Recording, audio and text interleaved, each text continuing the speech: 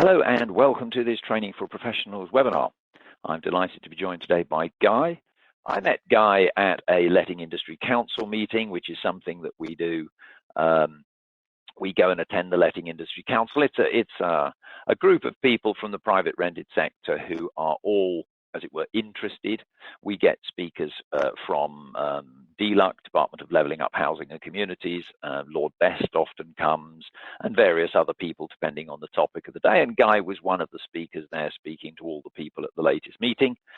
I very much liked what Guy had to say, so immediately after the meeting I said, well done, love to hear that. I think everybody should hear this, so perhaps you'd like to come and present on one of our webinars. This is why I'm delighted to have Guy with us. Now, Guy, if you look at audience view, Guy, you will see that we're actually seeing what I would call editing mode. I can see all the slides down the left-hand side, the miniature slides. Are we on the right screen? We don't have a full screen presentation. That's changed. That's the one. Got it. Perfect. That's the one. Perfect. That's the one now. Now we're just seeing the presented one with the building and inclusion, introduction to disability and inclusion in lettings. Over to you, Guy. I'll disappear off the video, but I'll be in the background. Amazing. Thank you so much, David. And thank you everyone for joining me today.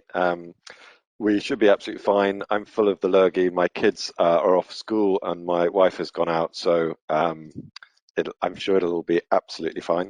And I really value the fact that you have given your time to looking at accessibility and inclusion in lettings, because lettings is a real linchpin to catalyzing change.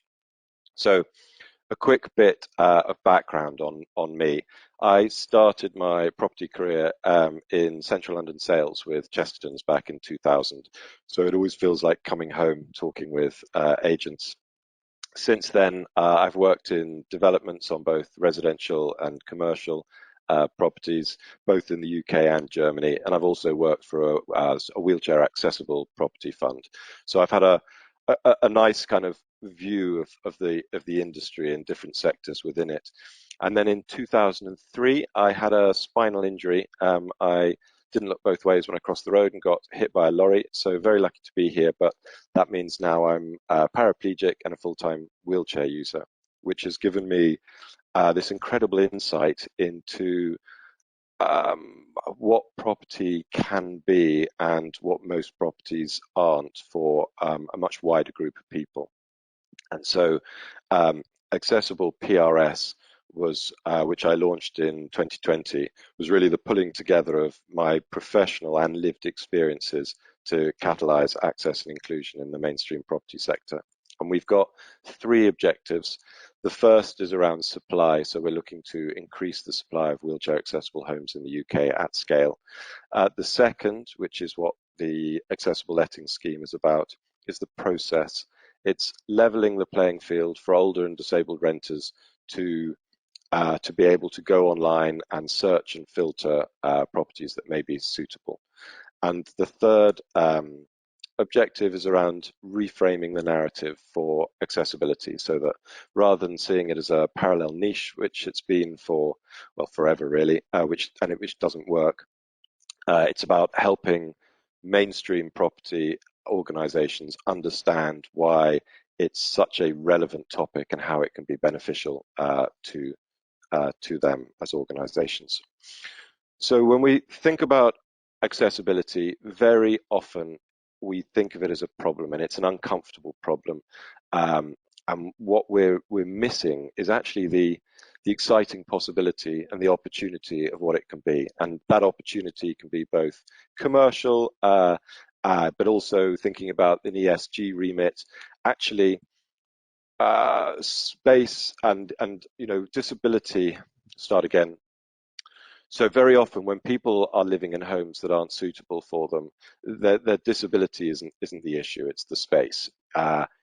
If for example I'm paralyzed, in a former house I couldn't bathe or wash the kids or put them to bed, but now where we live I can do everything. I do the cooking, and so it's really transformative what it can be. And when I think about lettings, the issue here is that we have older and disabled renters who struggle to find suitable properties, and that's because the systems and the online portals and your websites, which are incredible, but they're just not geared up to providing the information that's required. And so I looked at this with my kind of agent's hat on and knowing, what is realistic to expect of agents and what's not realistic to expect of them. And last year, last December, I launched the accessible letting scheme with Chesterton's. And it's really a solution-led approach, and it's designed to give a solid structure and to support agents. I think, when I've spoken with people initially, there's a kind of discomfort around the subject, and I think that accessibility is only uncomfortable when you don't know what to do, or you're worried about getting it wrong and maybe being exposed for it, which is totally understandable, is very normal, but it misses this kind of huge resource or power that you have to bring around really significant changes within housing and within society. So previously, when I think about sort of what was unrealistic before, previously, I've seen petitions to have a filter box for wheelchair accessible, as a property characteristic. And I want you to know from the start that that's a totally false expectation for agents to somehow be able to define a property as wheelchair accessible. So what I've done is removed that kind of slightly wishy-washy approach to it and come up with some very concrete solutions. So the good news for anyone thinking about looking into this more or signing up for the scheme and the training, you don't need to be the pioneers. We've already made an amazing start through 2022. We have standardized the solution. No one has to reinvent the wheel using their own resources, and that makes it safer in a way. You're not out on a limb, trying to or risking exposing, getting it wrong. It's cheaper because you're not having to throw resources at it. And, any of the people on the screen, I'm sure would be happy to act as references. The point of this is just to layer in another bit of insight and bit of information. It's not rocket science, and it just enables you to keep on doing what you already do well. So let's put this into context, and I'm aware stats can be very dry and they can mask who and how many other people are also affected. So if I think about me, I live with my partner and 2 kids. So that's 4 of us with accessible housing needs, even though I'm the only one using the wheelchair. But in the UK at the moment, there are 1.8 million households that contain at least one person with a disability. And that's quite a broad remit. It can be all sorts of things from physical difficulties, learning difficulties, and a range. But there's a couple of key stats which I think are important. So the first is that of those 1.8 million households, 700,000 of them are in the top half of income demographics. That's really important because I think one of the myths I keep coming across is that people have these very negative reinforced stereotypes about disability needing handouts or charity or pity, and it simply isn't the case. But what it's showing is that whilst there's a load of money here, having money isn't solving the issue because we're not building the right kind of homes and we're not addressing the processes for finding them. In the UK, there's 1.2 million wheelchair users, of whom I'm most concerned with the 400,000 plus who are living in unsuitable properties. So to give an idea of what unsuitable properties can be, on my books, I have a 45-year-old man who had a spinal injury. He spent 3 years being shuffled around 4 different hospitals, in effect bed blocking, before his local authority finally took responsibility for him and put him in an end-of-life care home in the middle of nowhere with no accessible bathroom. So for the last 2 years in that place, he's he's not even been able to have a shower. Or it might look like someone else on our books who's a qualified psychologist. She was served Section 21. She was in the private rented sector. She's got high care needs and a 24-hour carer. The property she was in wasn't perfect, but it did work. And she was getting very nervous about, what would happen and where she would go. When she spoke to her local authority, thinking, well, perhaps she could go into the social housing sector. Then they said, look, we can come back to you and give you priority about 2 weeks before eviction, and possibly get you into a bedsit or a hostel. And she's like, okay, that doesn't sound suitable. Like, well, have you got an accessible one? And she was like, and they were like, no. So it's a big problem. So the figure on the top right is 91%. So Abode Impact did some research talking to wheelchair users who wanted to access the private rented sector. And they found that 91% of those people struggled to access the PRS. In a way, what's surprising to me is not that this figure is so shockingly high. It's the fact that it's not 100%, because I don't know anyone who, any wheelchair users who've managed to access the PRS really easily. So to give you like my personal take on it, the last 2 homes that we've been looking for, one was a rental, one was a sales. They both took 11 months for us to find, and by standards, that's not actually that long. Lastly, on here, the annual purple pound, so that's the spending power of people with disabilities, is currently at 274 billion. So it's a huge amount, it's a huge market. We just can't access the property market. And if you want to know why this is relevant, we're also an aging demographic. So by 2036, 1 in 4 of us will be 65 or over. So continuing to think about the context then, and our need to level the playing field. Whilst it's really frustrating that the government is mandating or is resisting mandatory planning updates around wheelchair accessibility, access and inclusion are still relevant and commercially benefit to businesses that embrace them. So as an example, Savills did some excellent research a few years ago where they recognized that older people rattling around large family homes who were effectively blocking these homes. They wanted to downsize, but they couldn't find anywhere aspirational and accessible that they wanted to move to.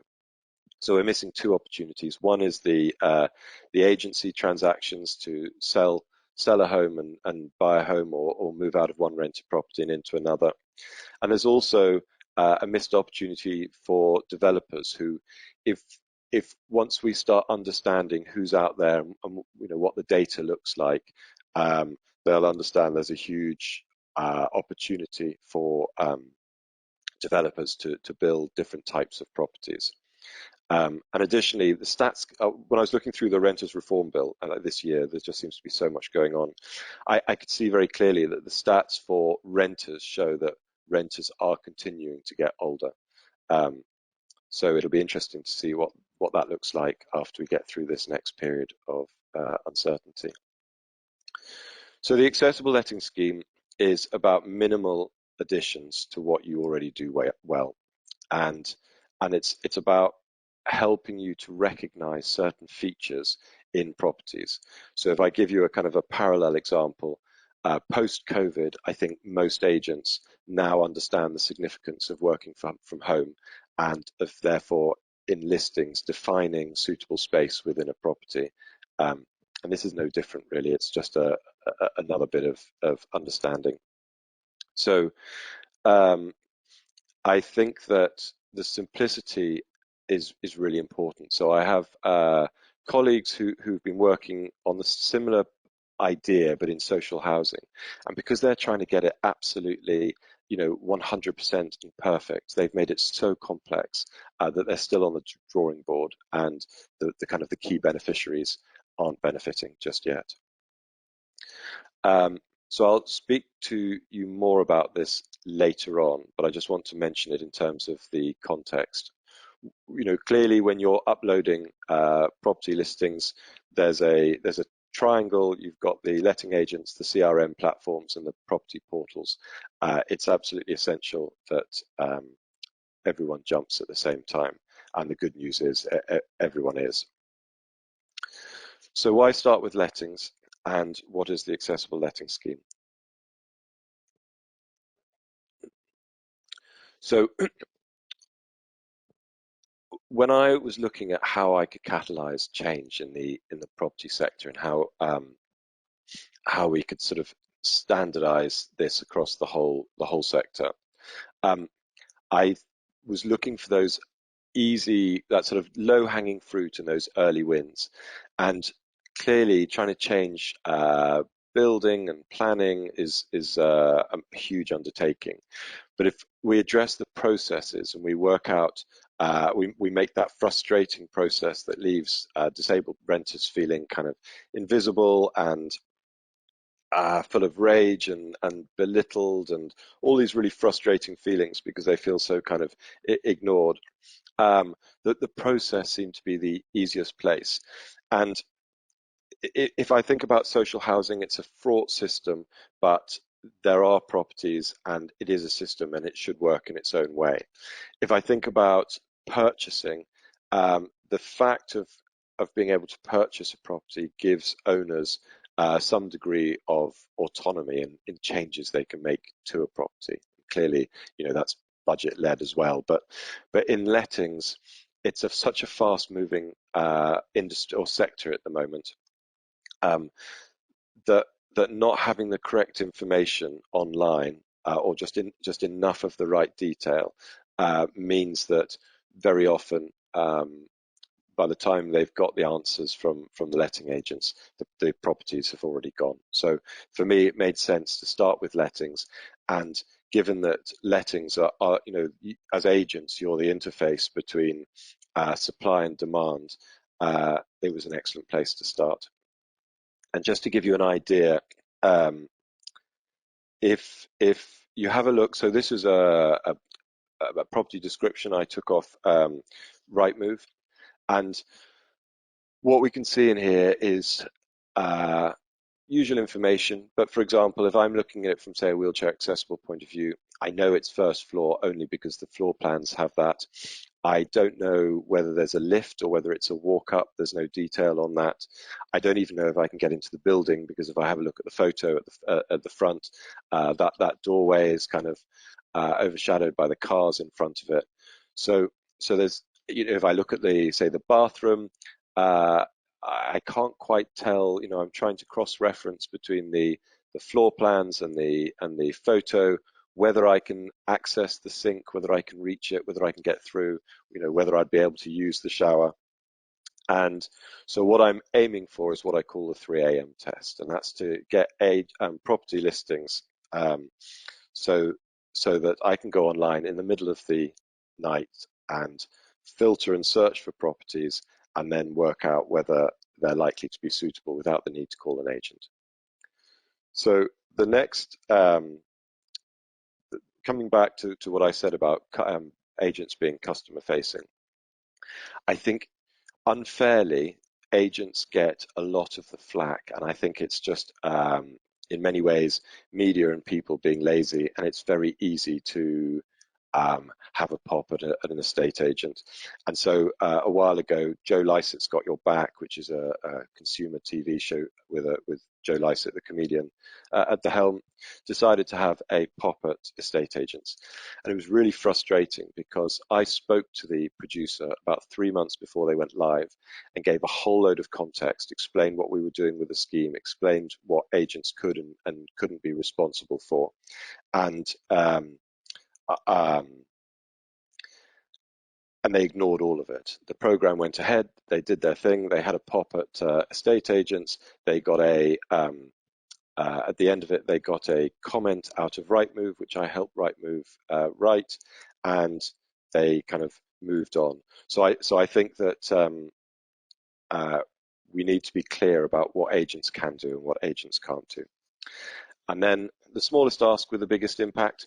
This has been really interesting. So when I had the conversation with Zoopla about the updates that we needed to make, once I'd told them, so they said, great, let's start the list. And once I'd told them about the updates I was asking for, they said, yeah, okay, that's fine.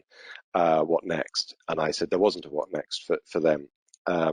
And they were kind of quite excited about it. Once they got the idea, once they understood what I was aiming for, they had all these further ideas. And what we don't want to do is to move too fast. So we need to get everyone up to the same level and to familiarize and normalize the process so that everyone feels comfortable and everyone can get behind it. We do not want to make it complicated. So here we're talking about this virtuous circle and why lettings are so influential and important. So with the letting scheme, there are property characteristics, there are standardized key phrases, and these will become very visible on websites and property portals. And that's going to start a conversation because investors and developers and different people involved in property will start to notice it and they'll start to have conversations. And those conversations will feed into changing how we think about building designs. So agents themselves and the property portals will now be able to collect the data, which will then back up the conversations that people are having. When I was working with the Wheelchair Accessible Property Fund, the first question every developer and investor asked me is there really a demand? Because we don't see it. And there's this really important missing link between the supply and the demand, in that the supply aren't putting out there what they could be doing, and the demand doesn't know how to find it or to approach it or to talk to the right people within those property organizations. Collecting data will transform this industry, and we will start to realize how important these accessible features are and how in demand. In terms of familiarizing as well, so the fact of having conversations is crucial. So during the 2012 Paralympics, Channel 4 launched the last leg with Adam Hills and the others, and they had a little feature in it with the "Is it okay" hashtag. We used humor and kind of directness to remove our childhood taboos and be curious about disability and our fellow human beings. So when we feel safe talking about these scary childhood taboos, we unlock the reasons not to act, and that'll be a big change. And I also want to say that it's not just kind of private properties or dealing with your individual landlords. Actually, this is really a big opportunity for corporate investors and build to rent. So I'm having a really interesting conversation with a major new BTR business at the moment, and really it's a kind of change of paradigm conversation. They are suddenly understanding the possibility of creating really strong communities where they can hold on to their tenants no matter what changes or challenges life throws at them. So, all the usual things, whether we go from married to divorced, single to married to family, the fact of being able to hold on to, aging people or people who face kind of trauma or disability during their working age. So, sorry. What is the accessible letting scheme? So we've got three objectives, and they're on the screen. So the first is to educate agents so that you have a familiarity with the experience and the obstacles that those disabled property searchers seek. And so what we do is we take you on the training, we take you through as a very visual tour of looking at properties and going, from approach to in and around. And once you see it, it's very simple. You can't unsee it, and it just helps with your processes. The second part is this: we're training you how to provide the clear information online. So I've talked about the 3 a.m. test. That is can I go online in the middle of the night without the need to call an agent for further information? And what that will do is that'll mean that that first point of contact will be a much easier point of contact because you've not got someone who's coming already preloaded with frustration. They've seen exactly what they need to see and they're just going to approach you like anyone else. And so the third objective is to make all your properties or the relevant properties searchable by implementing standardized filters and standardized key phrases throughout all the websites and portals. It has two parts, and so the first is organizational updates. This is about getting you on board with certain key phrases, and the need to do this is so that we can't produce false positives, because that's just as frustrating. So if I, for example, think of this beautiful cottage easily accessible to the M4, that in there, that is pretty standard, but it uses two key phrases, so accessible and M4, which are used for accessibility. Because the search engines, the property portals don't want to exclude any properties, the way they do it is to prioritize. So if you put in a key phrase, the properties that are prioritized are the ones that contain the complete key phrase before it starts breaking down the key phrases into keywords. And so that makes that bit easier. The next thing is about updating your photographic and floor plan briefs, just to make sure that we're getting across some key bits of information. And that's also relevant for video tours. Like COVID's gift to the disabled renter is definitely the video tour. And there's just maybe one or two shots which won't change the way you do things, but will just provide a bit more information. And then it's also about looking at your shop window and your processes to make, to kind of signpost that you are inclusive and that you understand exactly what you're talking about. And then finally, it's also seeing the PR and marketing opportunities. I know everyone is always looking for more content, and if you're doing external facing comms on accessible properties or those opportunities, or maybe case studies, then you're both reinforcing the kind of the conversation in the industry, and you're also reinforcing to your staff that it's as relevant as other details and other themes that you promote. And then with the training can be online via Teams or Zoom, or it can be in person. Generally, the sessions are about an hour. I usually recommend for larger agencies that we start with a leadership team and maybe those responsible for IT and marketing. But I went into Bath and did worked with an independent there a couple of weeks ago, and we just had everyone there because it was one office. And it's good to have the IT there, because when you're making updates, if they understand the intentions behind the changes, their work is easier and it's much more effective. Now, I just wanted to come back on the various reasons that now is such a good time to do all of this. So first of all, Rightmove, Zoopla and On the Market are all behind this. Rightmove are going to schedule in the work that I've asked for in Q2 of next year and implement it Q3, and Zoopla, they were due to do it this quarter by Christmas, but they've had they're bundling it in with other work, and they are doing they're doing it, I think, in the first quarter of next year. They should be going live. On the Market uses the Rightmove live data feed. So what they've done is they've done a stepping stone where they've used some very clever data enhancement, so that if the keywords are present, that property listing will get a little accessible features icon, and if you hover over the accessible features icon, it'll tell you why it's listed. So it might say a lift or something else, step-free access, and that's been great. critically, and one of the reasons it's been much easier this time around to get Rightmove and Zoopla on board is because of the trading standards material information changes. Part A have already gone out.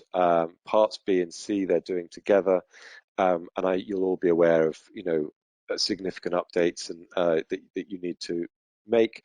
So the accessibility work isn't mandatory. It's not part of the trading standards package, but because the portals will be sending out schemas to all CRM platforms and to all agents, it just was a really easy opportunity to kind of slip our updates in as well. Excuse me. Sorry, I'm just going to.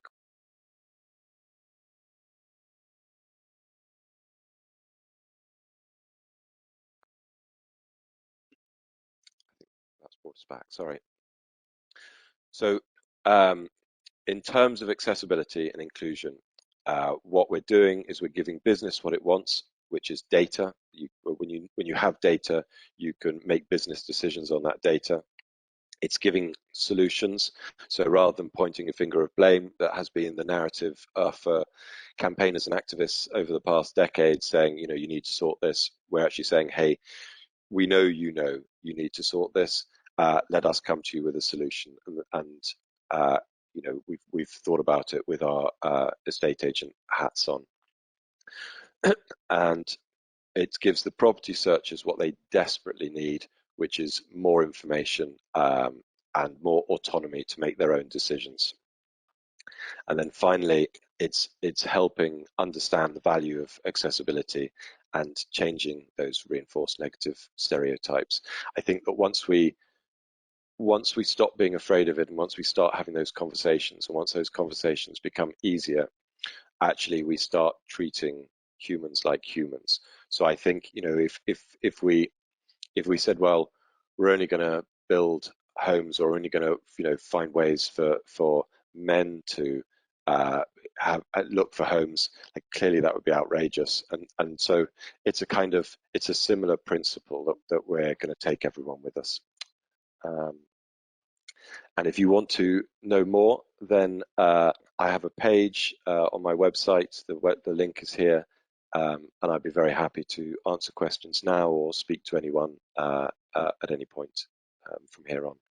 Thank you very much.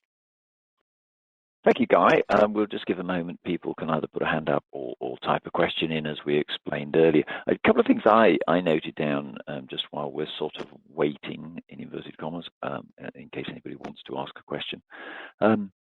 I was very impressed when I heard what you said, and I completely see the logic. I was very keen to support what you're doing because I'd like to support accessibility, for people with disabilities. But I think your analogy of the last leg program I have watched is very good, because I think for many people, we don't have that confidence to say, can I ask a wheelchair person, this is a first floor flat, can you manage that? If I could use the word, is it okay, is really the sort of exactly the point that I think many of us find ourselves. We don't want to offend and upset people, but there's so much political correctness, we find ourselves tiptoeing around. And I would use or pose the question to you, is it okay when people have come to you to ask them about what limitations or what they need or what they can or can't do? I've always taken the view that you offer things and then you let the individual make the decision, because somebody may arrive in your office in a wheelchair, but that doesn't mean to say they can't actually walk up a flight of stairs. They just can't stand for very long. I know my sister was in a wheelchair for a period of time, and that was her scenario. So people would see her in a disabled parking bay and get out of a wheelchair and walk into the car. But actually, that was because she had a very short period at which she could stand. Is it okay to ask those sort of questions? So there's no one answer and there's no right answer. And I agree, it can feel a bit like a minefield. I think that, if I look back on my own journey as someone who's acquired a disability, getting my wheelchair in and out of the car when I first had my accident, I almost didn't want the help because I wanted to prove somehow. And then I actually kind of, got over myself and realized that when people are offering, they're being kind. But I think as agents, you deal with so many different character types, and you realize that humans are humans. And so, what one disabled person thinks is not going to be the same as the next disabled person thinks. I think that if you start with a question of, is it okay to ask? That's a totally fair question. I think that when someone comes in, if you say, great, what are you looking for? You're going through the standard kind of registering process, and you can say, great, can you tell me about your accessible housing needs? And that's quite a nice kind of phrase, which just keeps it very professional and fact-based. So I think that one of the advantages of this scheme is once you implement these things, you can also tell them, well, look, we're working with Accessible PRS. We've done this training. These are the things that we can offer. We get step-free access, but also we don't want to exclude properties. So if I give another example of a property we were in, so one of the property characteristics is lateral living, and that's to say a property with a living room, kitchen, bathroom, and at least one bedroom on the entry level. So when we rented the house before this one, there were bedrooms and a bathroom upstairs, which was amazing for my wife. She had her whole domain, which I couldn't go up to. But the house worked for us, and we'd taken 11 months to find it. And if we had just said, okay, exactly as you pointed out, steps are bad, then we'd have lost that house. We would never have seen it. So yeah, I think you just have to be, just ask. And I think it's, if we get it wrong, and we do get it wrong, then we can apologize and move on and learn. I really want people not to feel scared about disability, because it's just humans trying to get on with their lives. No, I think that's a really important message, because I think that is a major problem in our modern world. Rachel has said, what are the requirements for property owners in terms of having to make modification to meet the needs of people? Because I think sometimes, and I had this discussion, funnily enough, this week with a delegate on a course, about a scenario where they were saying, well, they wouldn't want to have to go to the cost of putting in a wheelchair access ramp and all this sort of thing. So how would you sort of reassure people that, yes, there are responsibilities, but they're reasonable? And then, of course, social services has another level of responsibility. How would you define those two? Yeah, so it's a really good and important question, and thank you for asking it. I try and stay away from the legal aspect of this, because the law around this is really grey, and the idea of of proving either that something is or is not reasonable, like the chances are a wheelchair user is not going to go for that, and so it's, if we go down that route, it's moving towards a minimum standards rather than changing our mindsets. So there are lots of things that can happen. If a tenant is in a property and they have changing needs, then they can ask the landlord via the agent, and it might be reasonable or it might not, depending on the needs. In terms of the costs, the Disabled Facilities Grant it exists to help tenants. So there are eligibility criteria, and that's based on the occupant of the house, i.e. the tenant, and not the landlord. So it might be that that's one route. Landlords are still given control in that process, and so we can talk about that more.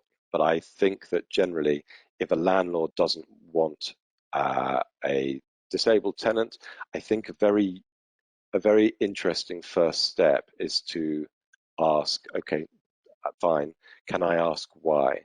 And I think it changes the process. So the National Residential Landlords Association did a very interesting bit of research with their adaptations campaign. And what they did was ask their members a series of questions, then they gave them the information, then they asked them the same questions again. And what it showed, there were two key bits of finding. The first was that once they'd got the information and once they kind of understood what were and were not their responsibilities, landlords were much happier to have disabled tenants. That mostly it's fear-based that stops it. And the second was that those larger landlords were much more ready to have tenants with disabilities. They kind of realized it was, you know, if anything, it was quite often a benefit because they would tend to hold on to those tenants for longer, and so there would be that would kind of increase their yield rates with a lower churn rate. No, I mean, funny, it's one of the comments that I was going to ask specifically, because obviously you're expressing how difficult it is to find a property, and so I was going to say, well, is it fair to say that it's very likely that the tenants, once they find a suitable property, are likely to stay? Obviously, if it's not suitable, they won't, but if it's a suitable one, actually, it's actually a positive. I think one of the things that really grabbed my attention, and I think it also hinges back to what you've just said, was the lack of understanding. In other words, most people probably, I'll use the word at face value, would go disabled benefit claimant. And therefore you've got this mindset that, well, they're not going to pay enough. This is quite a nice property. You know, the benefit level's not enough. And one of the things that grabbed me from when I heard your presentation first was actually that's not true. There's a large pool of people out there who still, like yourself, hold down a good job despite the disability. And therefore, you know, don't block it off would be, you know, my thing. And how do we help them, which is what you're talking about. Hokar has just asked, what sort of facilities do we need to install to sort of make the property accessible? And can I just linking into that? I know you are, you know, accessible PRS, and to me the word accessible is, for you personally, I understand to be very wheelchair focused, but of course disability includes people who are blind, deaf, may need vibrating pads under the pillow for the smoke alarm and things. So I don't know whether you actually cover that sort of broader disability other than simply the accessible bit. Okay, so I think the first thing to say is that this isn't about necessarily changing the properties or updating the properties. This is about the process only. So this is about being able to find properties that already exist and that have the right kind of property characteristics, be it step-free access or maybe a wet room or you know, the idea of lateral living. So what we're doing is we're keeping it fact-based, and that means that as an agent you don't have to have the fear of thinking of making decisions or responsibilities for those disabled property searchers. It's about giving them the information up front so that they are responsible for themselves. And so it's only about the process, what I'm asking here. The reason the process is so important is because that will then start to influence the supply and, you know, the idea of how we design buildings and how we design homes. But really critical to say that this is only about the process, and it's designed to make disabled renters responsible for themselves, but to enable them to be responsible for themselves. So you don't have to make any assumptions, you don't have to make any definitions. All you have to do is recognize certain fact-based property characteristics and then highlight them. It's interesting that the two questions have been what I'll call about the concern about the need to modify and that sort of thing, whereas in fact what you're saying is completely different. Just give us the basic information so that we can understand what's even being offered. That's a very powerful message. Just one question related to that. You talked about the working from home, and I can understand for people with accessibility needs, working from home is attractive because there's less travel getting in and out, which is not always easy. How do we, if I could use the word, how do we make those decisions? Because if I've got, say, several rooms on the lateral living. I love the word the lateral living. I think that's a very good phrase to just understand. You're not given the detail, but you can access these essential things without having to, all on one level. Because obviously it's not even upstairs. Even one step down is a complete, no go for some people. But the things like the working from home, how would we deal with that in the advert, in the sense that until I know how many, say, children the person's got, I won't know how many rooms they're going to need as bedrooms? Got any advice around that? So in terms of working from home, I mean, in terms of the disability angle, I think, so I don't think it's something that you have to mention from a disability perspective.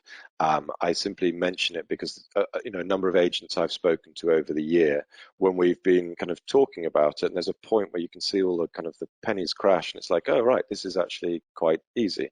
You're not asking a huge amount, and it's all quite logical. They've a number of them have mentioned that it's this idea of layering in information. It's picking up on another attribute, so that when someone's, when they've got someone who's registering, or they're talking with someone, and you do that piece of, finding out a bit more about them, you're talking to the person, or you might describe a property differently to two different applicants, and that's because you understand what each applicant is looking for, and you're looking to make the fastest and the best transaction. Does that make sense?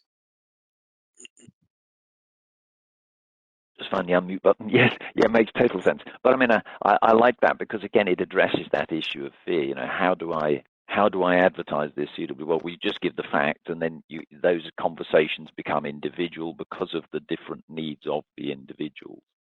Yeah, I think the thing of concern, or the thing of fear, like, it is really normal. If I think, as a child, you walk along the street, you see someone disabled, you point, you ask a question, and the first thing your parent does is kind of slam your arm down and hurry you along. And as a child, you're going, I don't know what happened there, but clearly that's a no-go. I won't go there.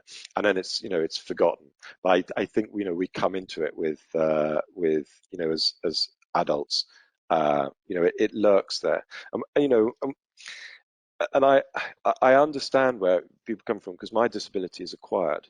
So when I've been doing this work, actually I've had to look back through my own kind of sort of brain and think, well, how do I feel about all sorts of different conditions, or congenital disabilities, or all those things? And I think I learned a huge amount, so from reading books on gender equality, Black Lives Matters, and disability, and actually I've been really bowled over by some of the kind of the intelligence and the articulation of these ideas. And the more one reads, and it can be on anything, it can be on sustainability, it can be on sorting world solutions. Like, ultimately we're all just humans muddling along. And I think that once we start having the confidence, because we know that we're putting the right fact-based steps in place, that the fact that it's fact-based removes that level of uncertainty. It's like, no, we're dealing on a level, we can be absolutely concrete about what we're talking about. And so there isn't a question of getting it wrong. It's, that's what it is. And then beyond that, individual conversations about, whether one can manage a few steps or not. That's just part of, we also want to be sure that we're not excluding properties which might work for you. Can I ask, blah, blah, blah. And it just becomes a very, very easy, very familiar process. Thank you. Very, very helpful. I like the fact-based approach. I think that's, as you say, that's something people can have confidence in. And it's easy to say, there is lateral living available, type thing. Would the phrase lateral living, is that something that you're going to sort of have like in the search engines? Is that a sort of a recognized name? Yes, that will be. So that's being taken up by all the property portals and the agents that have signed up so far. And so if you go on to, for example, Chesterton's website, you'll see in there's a property characteristic, and that will bring up all the properties which have bedroom living room, kitchen, bathroom, and at least one bedroom on the entry level. And are you also addressing the software providers? Because most agents are uploading the adverts to the portals from the software automatically. So are you dealing with what I'll call the supply side to get the software providers behind it as well? Yeah, so obviously that's a huge mix. So, we're looking at the CRM platforms. So we've had useful conversations with Repit and MRI software. Mostly we come to the CRM platforms once we've spoken with the agents. And generally the CRM platforms will do what their clients ask for. It's just making sure that we understand what's being asked for and that we're getting it right. And that will become relevant because once we've got the portals have gone live on it, then there will be those readable fields. And so it makes sense for the CRM platforms to provide them. So that's something in a sense that the people on the webinar today could even go to their software providers and saying, are you moving in this direction, to start that process, create demand, if I can use that word. Yes, absolutely. I think it may be easier to do a first training session with the leadership team first, so you understand exactly what's being asked for, and then one can be clear about it to the CRM platforms. Thank you very much, Guy. Thank you for your time today, helping us all with this tricky area. I'm honestly of the belief nobody wants to get it wrong, but we're all a little bit in the dark on it and trying, as you said, muddling our way through life to get it right. So nobody else has got a hand raised or any questions typed in, but if I can thank you on everybody's behalf, I will do so. And your contact details are currently on the screen. I'll leave the webinar running for a moment or two after we finish speaking. People can always photograph the screen there to get your email, website details off there, just to give you that clue, those of you there. I'd just like to thank everybody and thank Guy. And Guy, I can see that Gillian's just said thank you. I found that very interesting, as did I. Thank you. All the best, folks.